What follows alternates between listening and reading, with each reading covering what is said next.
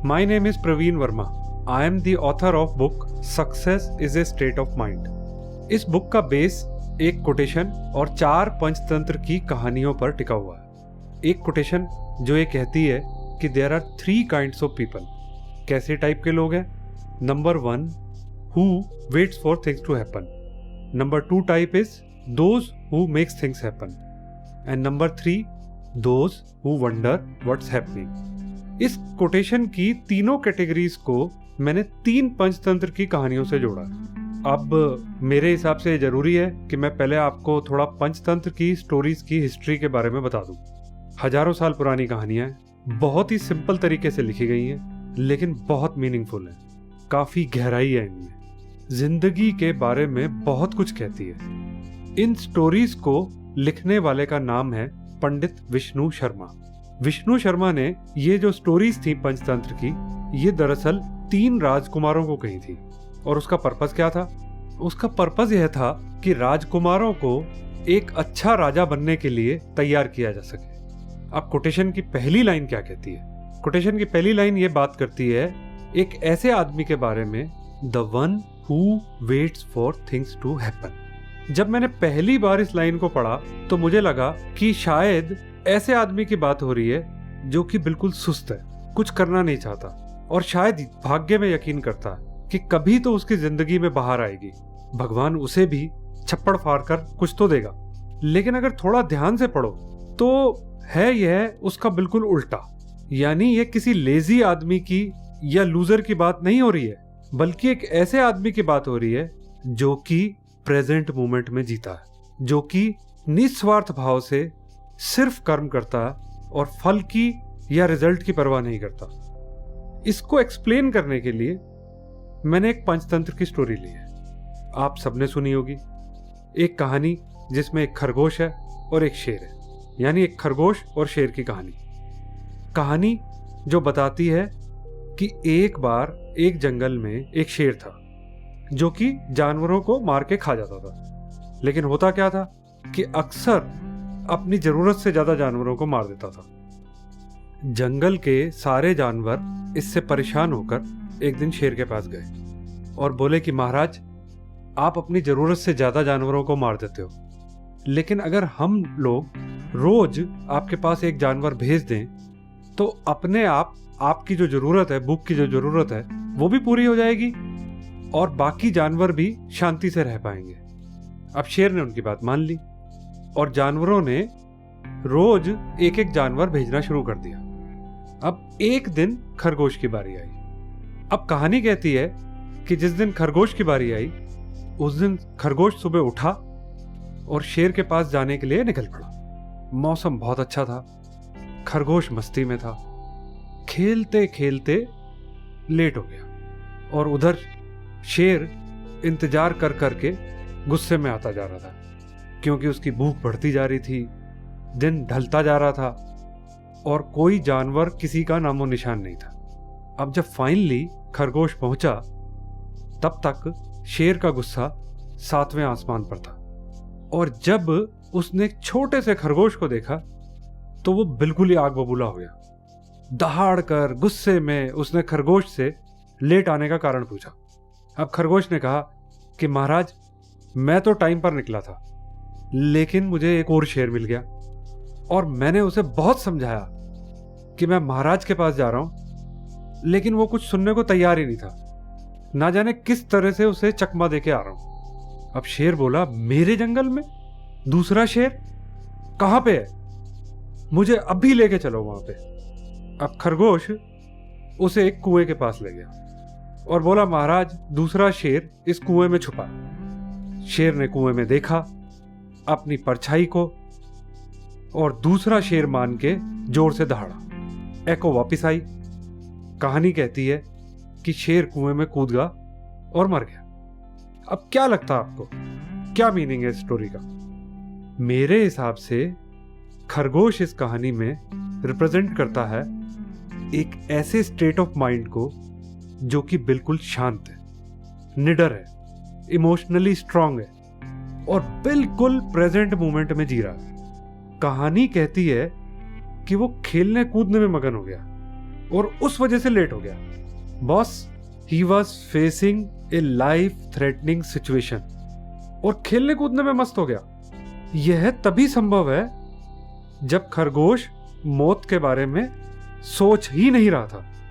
मस्त था बिल्कुल, उसे अगले पल की कोई चिंता नहीं थी।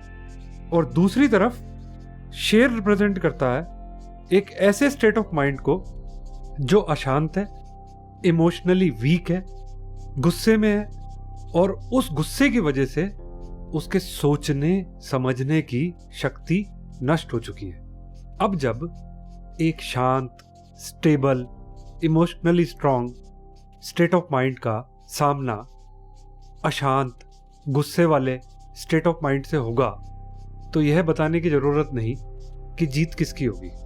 और इस कहानी में भी वही हुआ। ये कहानी देखा जाए तो बहुत मीनिंगफुल है और कोटेशन की पहली लाइन से बिल्कुल मिलती है, यानी the one who wait for things to happen, जो कि इमोशनली स्ट्रांग है, शांत है और प्रेजेंट मोमेंट में जीने वाला जो लोग हैं, इस दुनिया में सफलता की ऊंचाइयों को पाते हैं। और कोटेशन की दूसरी लाइन की तरफ देखें तो एक ऐसे आदमी या स्टेट ऑफ माइंड के बारे में बात करती है which says, the line says, those who makes things happen. ऐसे लोग जो गो गेटर होते हैं, you can also call them optimistic. ऐसे लोग होते हैं जो हमेशा प्रेजेंट मोमेंट में नहीं रहते। इनका स्टेट ऑफ माइंड पास्ट में भी जाता है और फ्यूचर में भी जाता है। पास्ट की मिस्टेक्स को ये लोग एक लर्निंग एक्सपीरियंस की तरह लेते हैं और फ्यूचर का आउटलुक इनका हमेशा पॉजिटिव होता है। आप इनको कोई भी प्रॉब्लम या चैलेंजिंग सिचुएशन दे दो तो इनका स्टेट ऑफ माइंड जो है कुछ इस तरह से वर्क करता है कि ये मान के चलते हैं कि अगर समस्या है तो हल भी होगा। अब डे टू डे या रोजमर्रा की जो समस्याएं एक आदमी की जिंदगी में आती हैं, अगर इनके सामने आए तो ये लोग घबराते नहीं हैं और उस सिचुएशन में इनका स्टेट ऑफ माइंड बिल्कुल स्टेबल रहता है। और इस स्टेट को मैंने जिस पंचतंत्र की कहानी से जोड़ा वो कहानी है एक प्यासे कौवे की। आप सबने सुनी होगी, प्राइमरी स्कूल में पढ़ी होगी बल्कि। कहानी क्या कहती है कि एक प्यासा कौवा था, प्यास से बेहाल था, लेकिन एक जगह पे उसको पानी फाइनली मिल गया, लेकिन ऐसे बर्तन में था जिसमें उसकी चोंच नहीं जा रही थी। और उसने क्या किया, उसने वहां पास पड़े हुए पत्थर के छोटे छोटे टुकड़े उठाए और बर्तन में डाले। पानी ऊपर आ गया और उसने अपनी प्यास बुझा ली।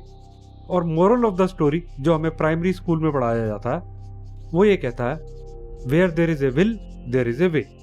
आप अपने आसपास एक नजर दौड़ाओ, याद करो ऐसे लोगों को जो दुनियादारी की डेफिनेशन के हिसाब से सफल लोग हैं और ध्यान से देखो कि वो सफल क्यों है। क्या यह सच नहीं है कि उन लोगों में यह एक खूबी आप जरूर पाओगे कि जब वो लाइफ की टफ सिचुएशंस को या मुश्किल हालातों में फेस करते हैं तो टूटते नहीं है, रोते नहीं है, बल्कि हालात का सामना करते हैं और मुश्किल हालात से और स्ट्रांग होकर बाहर निकलते हैं। अब कारण क्या है? कारण एक ही है कि ऐसे लोग मेंटली बहुत स्ट्रांग होते हैं। अब देखा जाए तो कहानी जो पहली वाली है उसमें भी हमने यही कहा कि मेंटली स्ट्रांग आदमी जो होते हैं वो सफल होते हैं, और कहानी दूसरी भी यही कह रही है। तो उस हिसाब से कैटेगरी 1 और कैटेगरी 2 में फर्क क्या है? ध्यान से देखोगे तो कैटेगरी 2 कहती है कि इस कैटेगरी के लोग जब छोटी मोटी समस्याओं में फंसे होते हैं तो स्टेबल रहते हैं, लेकिन अगर इनके सामने कोई सिचुएशन ऐसी है जो कि लाइफ थ्रेटनिंग हो तो शायद कैटेगरी 2 का आदमी प्रेजेंट मोमेंट में नहीं रह पाएगा और टूट जाएगा। छोटी मोटी समस्या के सामने बिल्कुल स्टेबल रहता है, ये डिफरेंस है। और जो स्टोरी जोड़ी है वो साफ है कि सिचुएशन एक प्रॉब्लम है जो कि जीवन मरण वाली प्रॉब्लम नहीं है। अब हम कोटेशन की तीसरी लाइन को देखते हैं कि वो क्या कहती है। Third type of people are those who wonder what is happening. ये एक ऐसी किस्म के लोग हैं जिन्हें एक्चुअली पता ही नहीं कि हो क्या रहा है, बिल्कुल बेहोश हैं। इनकी स्टेट ऑफ माइंड कभी प्रेजेंट में नहीं रहती। या तो ये हमेशा पास्ट के बारे में सोचते हैं और या फिर ये फ्यूचर के बारे में। ऐसे लोग हमेशा दुखी मिलेंगे, रोते हुए मिलेंगे। और इनके साथ मैंने पंचतंत्र की जो स्टोरी जोड़ी, वो स्टोरी है ग्रीडी डॉग की।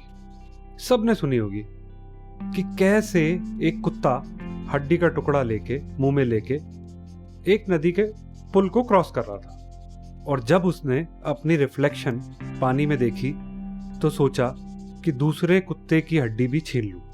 और जैसे ही वो उसको छीनने के लिए भौंका, मुंह खोला और उसकी हड्डी भी गिर गई।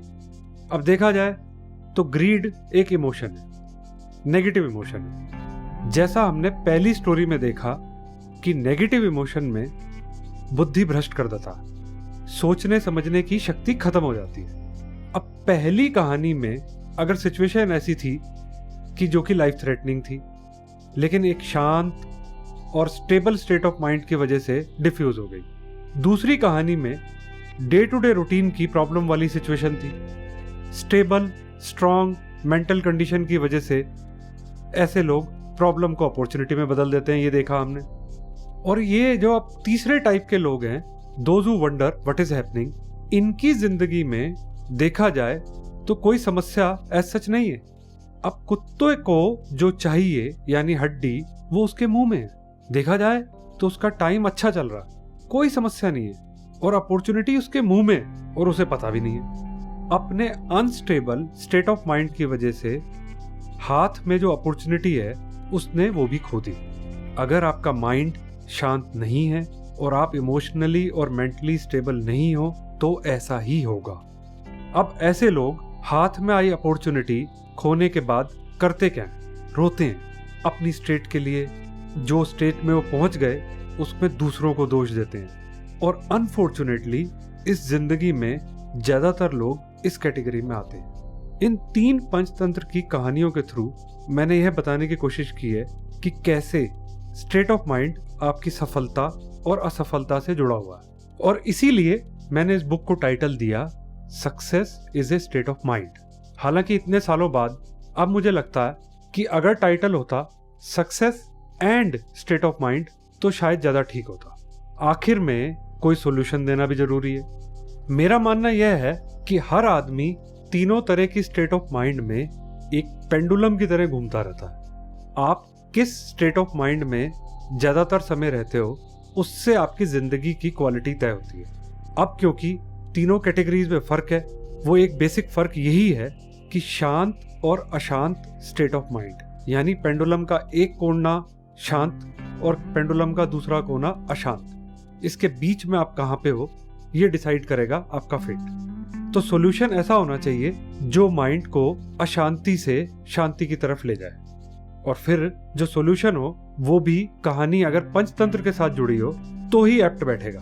अब इसलिए मैंने इसकी कहानी ली कछुए और खरगोश की। सबने सुनी होगी कि कैसे कछुए और खरगोश की रेस हुई और कैसे खरगोश भागा, आराम किया, सो गया और फाइनली कछुआ जीत गया। अब यह कहानी असल जिंदगी में अगर खरगोश और कछुए के बीच में होती तो शायद हमेशा खरगोश ही जीतता, लेकिन कहानी में कछुआ जीता। और moral of the story says slow and steady wins the race. और मेरे हिसाब से ये कहानी बिल्कुल ठीक है। क्यों ऐसा कहा मैंने? क्योंकि इस कहानी में खरगोश एक ऐसे स्टेट ऑफ माइंड को रिप्रेजेंट करता है जो कि एंग्शियस है, जल्दी में है, फोकस्ड नहीं है। और दूसरी तरफ कछुआ एक ऐसे स्टेट ऑफ माइंड को बताता है जो कि काम है, शांत है, रिलैक्स्ड है। अब जब ऐसे दो स्टेट ऑफ माइंड का मुकाबला होगा तो आप बताओ कौन जीतेगा? कहने की जरूरत नहीं कि कछुआ तब भी जीता था और कछुआ आज भी जीतेगा।